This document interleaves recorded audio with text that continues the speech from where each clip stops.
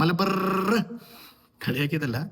അങ്ങനെ ഒരു ഐറ്റം ഇപ്പോൾ ഇൻസ്റ്റഗ്രാമിലും യൂട്യൂബിലും ഫേസ്ബുക്കിലൊക്കെ കിടന്ന് കറങ്ങുന്നുണ്ട്. ഒരു സിംഗറായിട്ടുള്ള ഡബ്സി എന്ന് വിളിക്കുന്ന അദ്ദേഹത്തിൻ്റെയാണ് ഈ ഐറ്റം. അദ്ദേഹം ഒരു സ്റ്റേജിൽ ചെന്ന് പ്രസംഗിച്ചപ്പോൾ അതിൻ്റെ കൂടെ അദ്ദേഹം ഉച്ചരിച്ച ഒരു ശബ്ദമാണത്.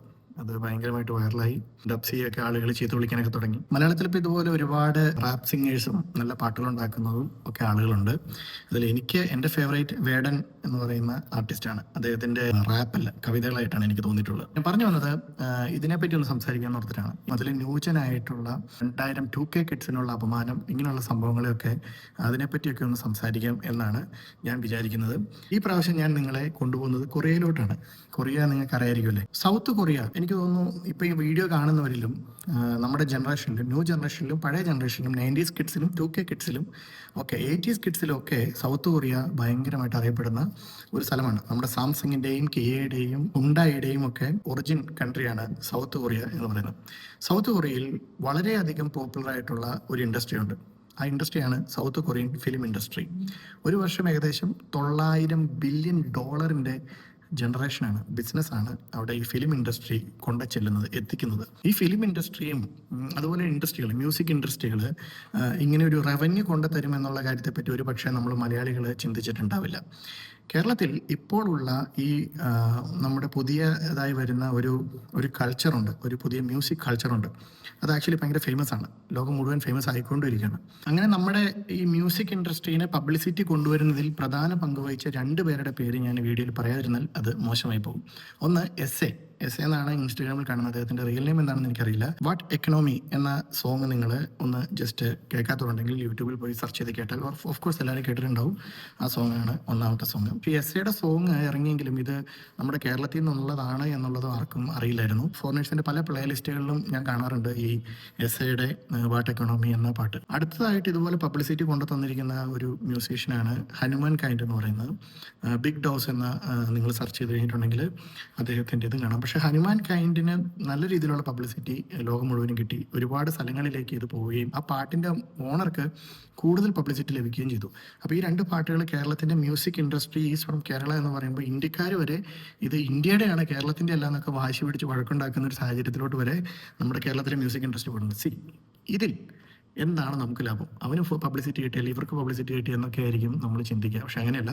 കേരളത്തിൻ്റെ മ്യൂസിക്കൽ ഇൻഡസ്ട്രി വളരെയധികം വളർന്നുകൊണ്ടിരിക്കുകയാണ്. വേടൻ എന്ന ആർട്ടിസ്റ്റിൻ്റെ പാട്ടുകൾ നിങ്ങൾ കേട്ടു നോക്കണം. ഇവരെഴുതുന്ന ചില പാട്ടുകൾ, ചിലർ വളരെ വൃത്തികേടായിട്ടും പാട്ടുകൾ ഉണ്ടാക്കുന്നുണ്ട്. ഇത് ലോട്ടറി വയ്ക്കുന്ന ഏജന്റുമാരെ പോലെയൊക്കെ പാട്ട് എഴുതി പാടുന്നവരുണ്ട്. പക്ഷേ ചിലവരുടെ പാട്ടുകൾ, വേടൻ്റെ ഒക്കെ പാട്ടുകൾ വളരെ നല്ല രസകരമായ വരികൾ കൊണ്ട് അണിയിച്ചൊരുക്കിയിരിക്കുന്നതാണ്. പേറ്റുനോവെടുത്ത തള്ള പള്ളയിൽ കനൽ നിറയ്ക്കും എന്നൊക്കെ എഴുതി വെക്കുമ്പോൾ അദ്ദേഹത്തിൻ്റെ ചിന്താഗതികൾ എത്രത്തോളം വലുതായി മാറുന്നു എന്നുകൂടെ നിങ്ങൾ ആലോചിച്ച് നോക്കണം. ഇതിനേക്കാളൊക്കെ പ്രധാനപ്പെട്ട ഒരു കാര്യമാണ് നമ്മുടെ കേരളത്തിലെ പല പാട്ടുകളും പല വിദേശ രാജ്യങ്ങളിലൂടെയും ട്രാവൽ ചെയ്യുന്നു. പലരും ഈ പുതിയ തലമുറ മ്യൂസീഷ്യന്മാരെ വല്ലാതെ തെറിവിളിക്കുന്നതും ചീത്ത വിളിക്കുന്നതും ഒക്കെയാണ് ഇൻസ്റ്റാഗ്രാമിലും ഫേസ്ബുക്കിലും ഒക്കെ കയറി കഴിഞ്ഞാൽ കാണാൻ സാധിക്കുള്ളൂ. പക്ഷെ അതിന് വേറൊരു തലവും കൂടെ ഉണ്ട്. ബേബി ജീൻ എന്ന് പറയുന്ന ആളുടെ പല പാട്ടുകളും നിങ്ങൾ കേട്ടിട്ടുണ്ട്. ബേബി ജീൻ എന്ന് പറയുന്ന ഒരു റാപ്പ് സിംഗറുണ്ട്. അറിയില്ലാത്തവരെ സെർച്ച് ചെയ്ത് നോക്കുക.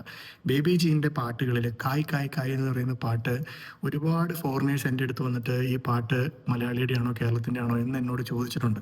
ഇത് ഈ ലാംഗ്വേജിലുള്ളതല്ലേ എന്നൊക്കെ എന്നോട് സംസാരിച്ചിട്ടുണ്ട്. അപ്പോൾ അദ്ദേഹത്തിൻ്റെ ആ പാട്ടിന് എത്രത്തോളം റീച്ച് കിട്ടി എന്നുള്ളത് നിങ്ങളൊന്ന് ആലോചിച്ച് നോക്കുക. അപ്പോൾ ഇതാണ് ശരിക്കും നമ്മൾ കാണേണ്ട മറ്റൊരു തലം. ഇതുകൊണ്ട് റവന്യൂ ഉണ്ടാക്കാൻ പറ്റും, ഇതുകൊണ്ട് രാജ്യത്തിൻ്റെ GDP വളർച്ചയുണ്ടാകുമെന്ന് ആദ്യമേ കണ്ടുപിടിച്ച ആളുകളാണ് കുറേക്കാർ.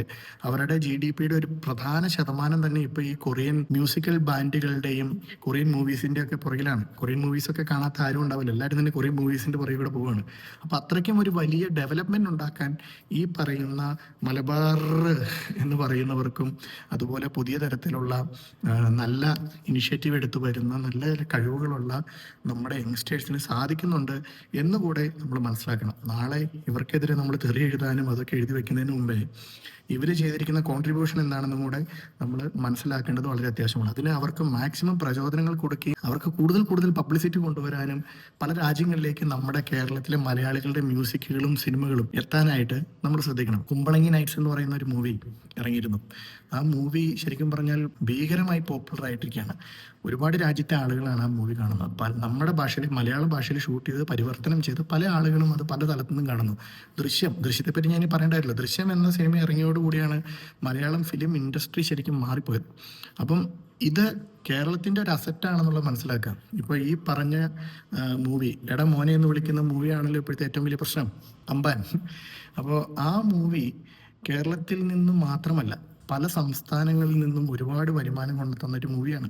അപ്പോൾ അത്രയ്ക്കും നല്ല നല്ല സൃഷ്ടികൾ കേരളത്തിൽ വളരെ ലോജിക്കോട് കൂടി മൂവികൾ ഉണ്ടാക്കുമ്പോൾ, സിനിമകൾ ഉണ്ടാക്കുമ്പോൾ, നമ്മുടെ ഇൻഡസ്ട്രി ഡെവലപ്പ് ആകുമ്പോൾ ഓട്ടോമാറ്റിക്കലി നമ്മുടെ കേരളത്തിൻ്റെ അസറ്റും ഡെവലപ്പ് ആവുകയാണെന്നുള്ള ആ സത്യം കൂടെ നമ്മൾ തിരിച്ചറിയണം. അപ്പോൾ ഇതെല്ലാം പറയാൻ വേണ്ടിയിട്ടാണ്, ഇത്തരം കാര്യങ്ങൾ മനസ്സിൽ കൊണ്ടുനടക്കാൻ കുറച്ച് നാളായി. അതൊന്ന് പറയാൻ ഓർത്താണ് ഇന്നത്തെ വീഡിയോയിൽ ഞാൻ വന്നിരിക്കുന്നത്. അടുത്ത വീഡിയോയിൽ വീണ്ടും കാണാം. ബൈ.